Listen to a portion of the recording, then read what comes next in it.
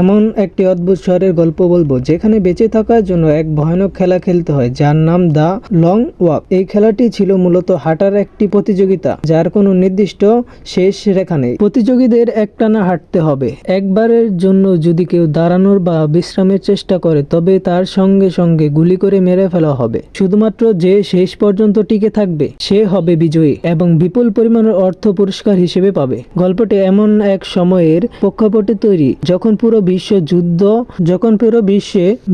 যুদ্ধ সবেমাত্র শুরু হয়েছে এবং আমেরিকার জনগণ আর্থিক সংকটে ভুগছে। দেশের স্থিতিশীলতা ফেরাতে মেজর এই খেলার ঘোষণা করেন। এই মুভিটি শুধুমাত্র একটি খেলার নয় বরং সমাজের একটি নির্মম ও বাস্তব চিত্র ফুটে তোলে। এখানে দেখানো হয় কিভাবে ক্ষমতাবান মানুষেরা দুর্বল দরিদ্রতাকে পুঁজি করে তাদের উপর অত্যাচার ও জুলুম চালায়, আর দরিদ্র মানুষেরা বাধ্য হয়ে তাদের হাতের পুতুল হয়ে যায়। প্রধান চরিত্র পিটার জীবনে সবকিছু দিয়ে হলেও অন্যায়কারীদেরকে বিরুদ্ধে লড়তে চায়। খেলায় জেতাই সমস্ত টাকা পিটার হয়তো আর গ্রহণ করবে না, কারণ এতগুলো মানুষের জীবনের বিনিময়ে এই টাকা এসেছে। পিটার তখন সেই অন্ধকার রাস্তার দিকে অবরত চলতে থাকে, আর এভাবেই গল্পটি একটি থ্রিলার রেটিং এর মাধ্যমে শেষ হয়।